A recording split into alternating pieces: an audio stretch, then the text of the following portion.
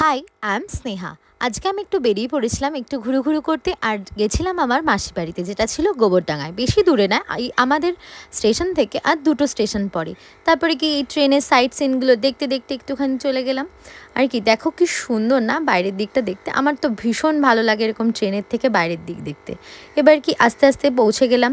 পৌঁছে গিয়ে তারপর হাঁটতে হাঁটতে একটু এগিয়ে গিয়ে দেখছি যে আমাদের আরও যে মাসিরা আসার কথা ছিল সবার সাথে দেখা হয়ে গেল। তারপরে কি একটু পৌঁছে গেলাম, অনেক দিন পর সবার সাথে দেখা। এবার এতটাই বিজি ছিলাম যে আর মাঝে কোনো ক্লিপই নেওয়া হয়নি। যাই হোক, দিনটা ভালোভাবে কাটিয়ে আবার ফিরে আসলাম ট্রেনে করে।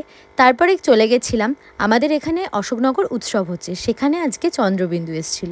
ব্যাস, এবার একটু গান শুনতে চলে গেলাম।